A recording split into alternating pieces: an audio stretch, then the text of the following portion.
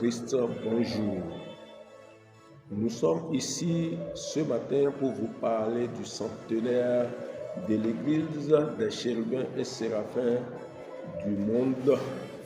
et celle du Bénin. Aussi longtemps que l'Église a duré, il est temps que nous fêtions les 100 ans de cette Église qui nous est tous chère. À cet effet, les fidèles des chérubins et séraphins, par des appels, des messages, nous ont invités à dire un mot sur le centenaire qui est prévu pour le 9 septembre 2025. À cet effet, le Conseil supérieur de l'Église chrétienne des chérubins et séraphins du Bénin s'est réuni le jeudi 11 août 2025 pour statuer sur le problème du centenaire de vie de la communauté chrétienne des chérubins et séraphins du Nigeria et du monde entier. Au vu des appels et messages, le siège national et certains fidèles d'autres bords ont décidé de ne pas rester en marge de cet événement très important et très capital en notre temps. À la suite de la réunion du Conseil supérieur de l'Église élargie aux membres du comité local de la paroisse Mère Vekba et de quelques responsables du bureau exécutif de la jeunesse ont décidé d'un communiqué qui suit le jeudi 21 août 2025.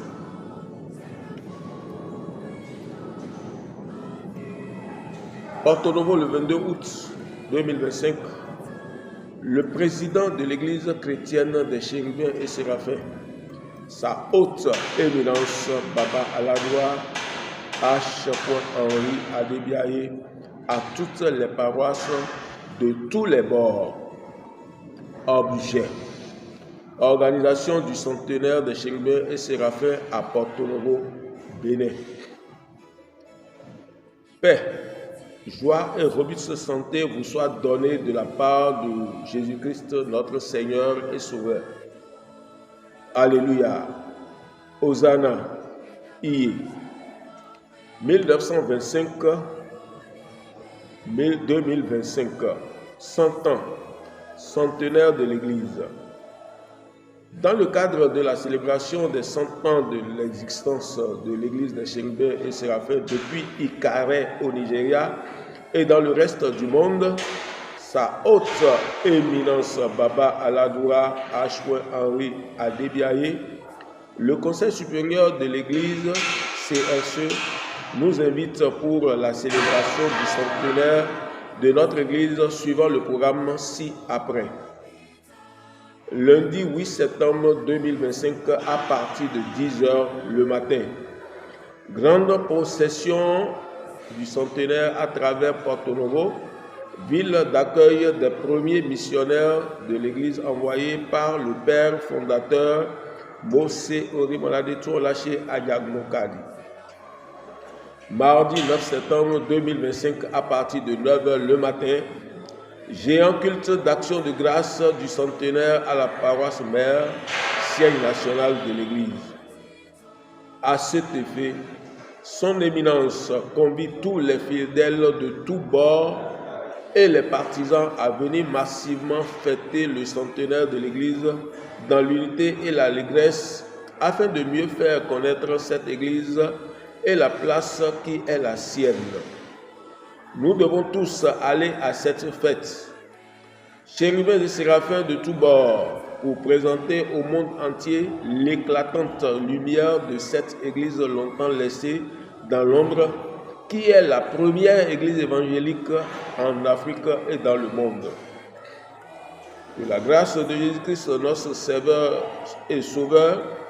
qui surpasse toute intelligence, soit et demeure avec chacun de nous. Amen. Une réunion du comité d'organisation du 10 centenaire aura lieu le mercredi 27 août 2025 à partir de 12h au siège national à Verba. Nous prions chaque bord d'envoyer une délégation. A signé le communiqué le président, son éminence Baba Aladoua Al-Rebiaye H. Henry. Merci. Nous devons vous faire parvenir ce communiqué parce que beaucoup de nos fidèles d'autres bords nous appelaient ou bien nous envoyaient des messages pour dire que le siège national ne peut pas être en marge de ce centenaire. C'est dans cette optique que nous avons pris avec Baba Aladoua la ferme résolution d'inviter le Conseil supérieur à une séance de travail, une réunion le jeudi 21 août 2025. C'est le communiqué qui a sanctionné cette réunion. Donc nous invitons tous les fidèles chrétiens chérubins séraphins de tous les bords à venir massivement pour rendre vraiment glorieux le nom de notre feu prophète fondateur Mosé Oribolade, pour que toute la gloire soit à lui. Merci pour nous avoir écoutés. Bonne semaine à vous. Le rendez-vous est pris d'abord pour le mercredi prochain et après les 8 et 9 prochains. Bonne fête à vous. Merci. Christi Jesu melemi mikudo tadagbe azangbeton mikudo bigbozon okuluno nati ekpo lopolopo mutolepo edanokpo odo mutolepo migbofi afunwe nalozewa to menami wekikan e tonson opli ahonkan daho abutonsi keye basi to alamisigbe asakonukun lokpoto o sun tian toto o ememiti teton mina flemi domolo agunwe ke kosa poto ewa yi medi ejodi e ba si pe kan weko mi gbo mi ni doto owe ke yizero ran mi janji no to daho agunwe ke lu ko sera fupoto to bene yigbaji o me hihio Baba Aladoua Henry H. Adebiaye ran agun lepo to apa lepo pe nuwewe mawe ofli opekan we koton pe agunwe kerubu ko sera koton dojo wa ayi home ran agun lepo meyi wana to Kristi Jesu mele jijoho wengan ko dona po son Jesu de ni ti ran o melepo mehihi obiton Baba Aladoua kon alodupo po opri dafo ahonkan agunwe ko sera fupo to komiti rubai to bene yigbaji to didohia agunlepo agunvilepo do poho mehun dafo po we midoto owe ehela ran. Alléluia, alléluia, alléluia. Hosanna, Hosanna, Hosanna, iye, iye, iye. Ebasi owekan weko he agunwiwe kerubu ko sera fupo ton wa ayihome bon baba miton daho o mehihio Mose Oribolade ton lase ajabumokadi atuhoho to ikare awon ni yigbaji ebasi owekan weko ogrengan ngodo ton wa ogbelome ebasi owekan weko ke dewu wewe bio ayihome ebasi owekan weko he Jesu Kristi si okole gbonwe dagbe lila dali be azon to Afrika si ayigba di bio ayihon le kpome ene utu mi wa govi kerubu ko serafu kpo ton le kpo ni kan alodo po na do basi okohun wo elo to ayigba ayajije gigo deme mi bodo to lehe na tito lole na yi dodie to segodo azansian tonto osun siene to okwe loton weto ogan ome afonu mina basi wode daho gbon hogbonu si to home na do nyon fie na agun logbon le dopo kaka do aje fepa eyin agun loji mina so wa basi sisengi god daho opedido ton to azan loji to agun lome to oguzangbe azan siene to osun siene to opeloton to ogan siene me afonu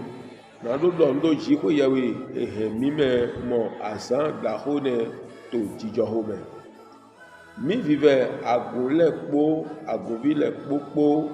na do àwọn ho to apa le pope na do sogbe to onuyiwa lole kan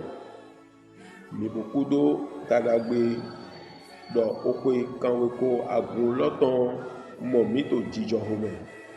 na ji ko yewe kan hu po he mono du onude pupe si ahodo me ihe mimo ojire lole po ayajije da popo nise oho aidego mi ve apa kwele lopolopo na do medide ye ton le ran to azangagbe azan ko aton kun lopo to osun loton to vepa agunoji to ogawiawe me na ji ko yewe mose ori mara to la se to ni he mimo ojire lole po omehun po nise me wana to Kristi Jesu mele mi dona do ya do mo lo mugbo e ba si pe konko e aburu e ko go se afboto lojo to aihome son ikare to me e ba si me hihi o mi to do ayi to abulo to Mose ori malade to la se son ikare kakara ja oni bio bene igbaji doyi ogbelo me blewu ko kan o ko ne na du yeze bo odi melewa to yiro mi adusi ami odo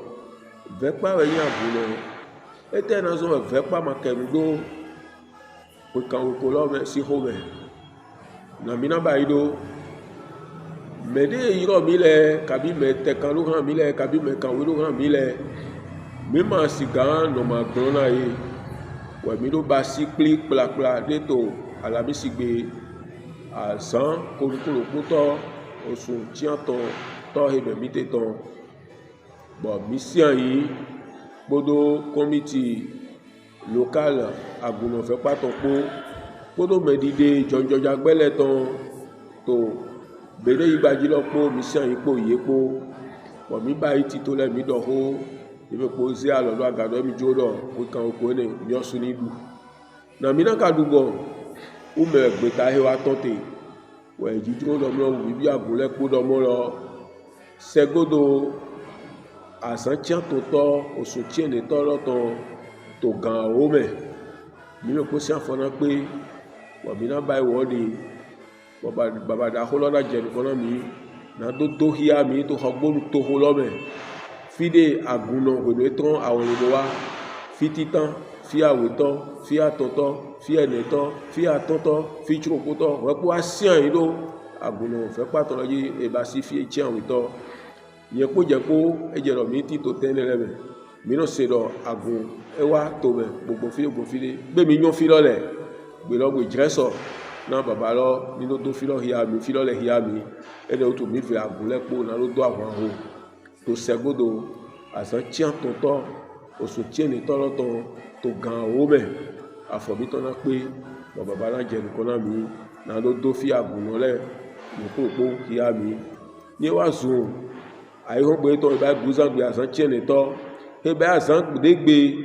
opelo epe ko konkolote mina ba si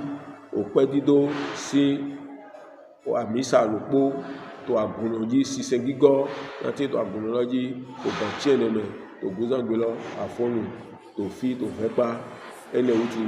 mi fi agunlepo to le se ni do atode melepo ni sogbe edi do ahun ho ye ma de mele do vo apalepo pewe yo na melepo ni do de we to le gan we to le tede me tele melepo ni do lopo bo sogbe kan chene me to guzan gbe lo we sise lo na be chingo yo ogbenu e do le se hodo me e na hemme po mo asala le po jijo po oho ayide go to de bi do we do bo lo ni ezu mercredi e ba san ko aton nukun lopo to osun de be mi te to mi ve apa ko le po yi ni do me dide to do kan to gan wi awe me agunoji na mi do ba ti to de na ti le ira do committee de na no lọ́nu ira do ayi ene o to mi don do mi lo apologo mi ku do to do me ji yo ya ogbenu e bi do le si ahodo me e na he me po jijo o mi du pe ka ko di mi na so du de po le de yi ko na je yi ko aton je yi kaka mi ne mo ko fode mi je opolo na do na ko mi to le mi ba si gba o